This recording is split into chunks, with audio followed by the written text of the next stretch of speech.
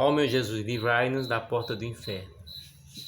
Lembrando aquele episódio lá da Bíblia, onde Jesus Cristo mostra claramente que Lázaro encontra-se no seio de Abraão.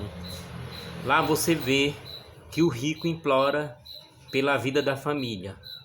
Ele implora por sua família que sofre aqui na terra, sofre por não saber da existência do inferno. Através daquela história, todo mundo vê que não é nenhuma ficção o inferno. E aqui nós vamos estar traduzindo mais uma vez o sonho de Dom Bosco, referindo-se ao inferno. Ó meu Jesus, livrai-nos da porta do inferno. Olhando ainda mais atentamente, vi que por entre os laços havia muitas facas espalhadas ali, colocadas por mão providencial, e serviam para cortá-los e rompê-los. A faca maior era contra o laço do orgulho e representava a meditação. Outra faca também grande, mas um pouco menor, significava a leitura espiritual bem feita. Havia também 2 espadas.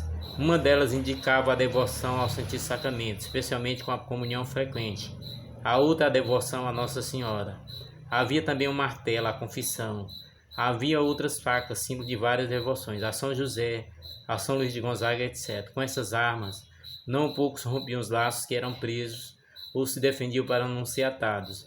Vi com efeito jovens que passavam entre os laços sem nunca serem colhidos, ou passavam antes que o laço caísse, ou sabiam esquivá-lo e o laço escorregava sobre os ombros, sobre as costas de um lado ou de outro, sem contudo poder aprisioná-los.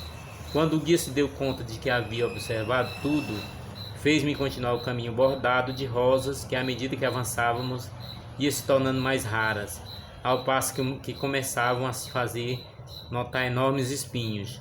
Chegamos a um ponto em que, por mais que olhasse, já não encontrava rosa alguma, e no final a sebe se havia tornado só de espinhos, desfolhadas e seca pelo sol. Das moitas de espécie ressecadas partiam galhos que serpenteavam pelo solo e impediam o caminho, semeando de tal maneira com espinhos que só com grande dificuldade se podia andar. Havia chegado a uma baixada cuja ribanceira ocupava as demais regiões vizinhas. O caminho, sempre em declive, se tornava cada vez mais horrível, sem pavimentação, cheio de buracos, degrau, pedras e rochas arredondadas. Havia perdido de vista a todos os meus jovens, muitíssimos dos quais haviam saído daquele caminho traiçoeiro para tomar outros rumos. Continuei caminhando. Quanto mais avançava, mais áspera e rápida era a descida, de modo que às vezes resvalava e caía por terra, onde ficava um pouco para retomar o fôlego. De tempos em tempos o guia me sustentava e me ajudava a levantar. A cada passo as articulações me dobravam e parecia que meus ossos iam desconjuntar. Ofegante eu dizia ao que me guiava: meu amigo, minhas pernas já não podem me sustentar. Estou tão esgotado que me é impossível prosseguir a caminhada. O guia não respondeu, mas fazendo-me sinal para ter ânimo, continuou o caminho.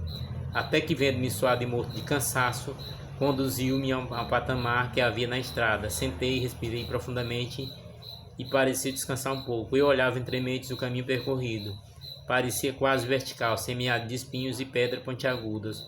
Olhava depois o caminho que ainda devia percorrer e fechava os olhos aturdido. Por fim exclamei: por caridade, voltemos para trás. Se continuarmos adiante, como faremos para retornar ao oratório?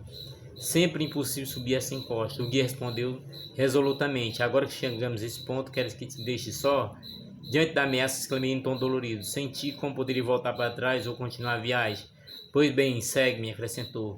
Levantei-me e continuamos descendo. O caminho se tornava cada vez espantoso e transitável, de modo que mal podia manter-se em pé. Eis que no fundo do precipício, que terminava no vale sombrio, apareceu um imenso edifício que exibia diante de nosso caminho uma porta altíssima fechada. Chegamos ao fundo do precipício. Um calor sufocante me oprimia, e uma densa fumaça se elevava em torno das muralhas, marcada por chamas cor de sangue. A fumaça era esverdeada.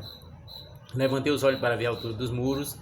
Era mais alto que a montanha. Perguntei ao guia: onde é que nos encontramos? Que é isso?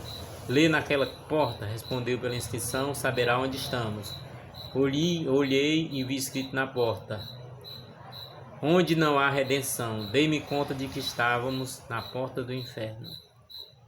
Infelizmente, não dá para acreditar, mas do mundo material para o mundo espiritual há uma distância muito grande, e Não há sentido na vida se não houver o mundo espiritual.